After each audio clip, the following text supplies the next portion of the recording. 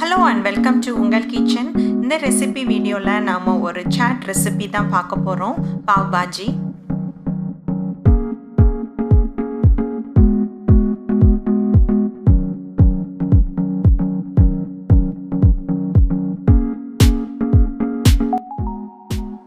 First இந்த ரெசிபிக்கு தேவையான வெஜிடபிள்ஸ் பார்த்தறலாம். ஒரு carrot, half cauliflower, 3 potatoes. Half cup of peas, chopped capsicum and chopped onion. அதோட 2 tomatoes chop பண்ணி எடுத்துக்கணும். First potatoes, carrot and cauliflower கொஞ்சம் boil பண்ணிட்டு அதோட கொஞ்சம் salt சேர்த்து roughly mash பண்ணி எடுத்து வெச்சுக்கோங்க.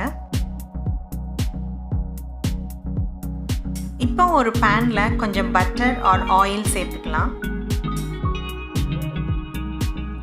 Butter melt ஆனதும் 1 tablespoon jeera,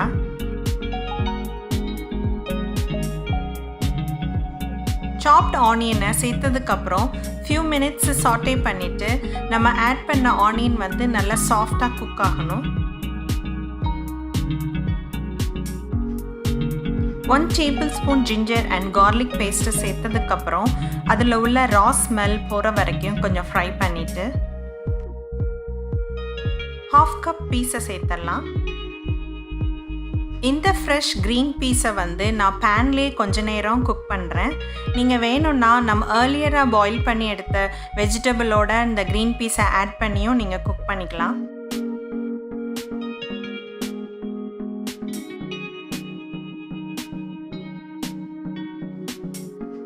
next chopped capsicum சேர்த்தறலாம்.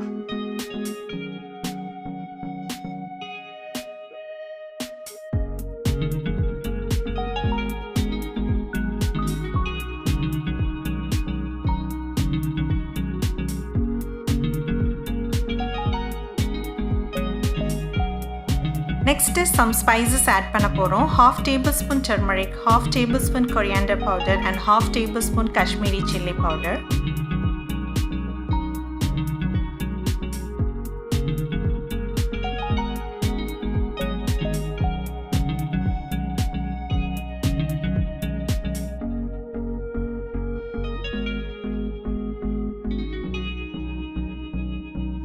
chopped tomatoes சேர்த்ததுக்கு அப்புறம் எல்லா ingredientsயும் நல்லா தரோவா mix பண்ணிட்டு கொஞ்சமா தண்ணி சேர்த்து நம்ம tomatoes குக் பண்ணனும்.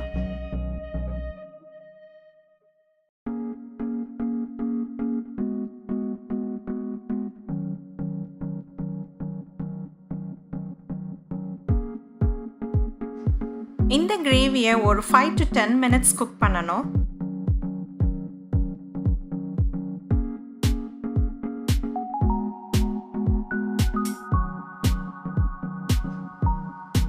இப்போ பாத்தீங்கன்னா நம்ம ஆட் பண்ண டொமேட்டோஸ் வந்து நல்லா சாஃப்ட்டாவும் மஷியாவும் குக் ஆகி மேலே வந்து நம்ம ஆட் பண்ண பட்டர் வந்து செப்பரேட் ஆயிட்டுது.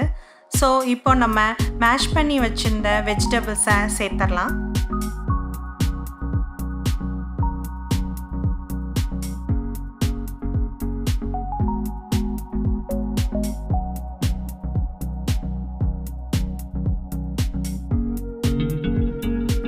One tablespoon Pav Bhaji masala, அப்புறம் 1/4 tablespoon garam masalaவையும் சேர்த்துருங்க. நான் வெஜிடபிள்ஸ் குக் பண்ணும்போதே earlier salt ஆட் பண்ணி தான் குக் பண்ணேன். ஸோ இப்போ டேஸ்ட் பண்ணி பார்த்துட்டு தேவைப்பட்டா சால்ட் ஆட் பண்ணிக்கலாம். ஃபைனலாக 1/4 tablespoon மேங்கோ பவுடர் சேர்த்து நல்லா மிக்ஸ் பண்ணதுக்கப்புறம் கொஞ்சம் சாப்டு கொரியாண்டர் லீவ்ஸை கார்னிஷ் பண்ணால் நம்ம சுவையான Pav Bhaji மசாலா ரெடி ஆகிடும்.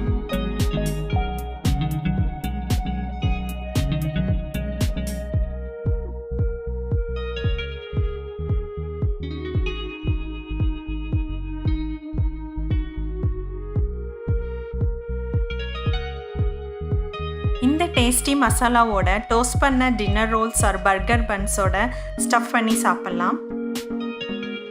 நீங்களும் இந்த ரெசிபியை ட்ரை பண்ணி பாருங்க. I thank you for watching and I'll see you next time.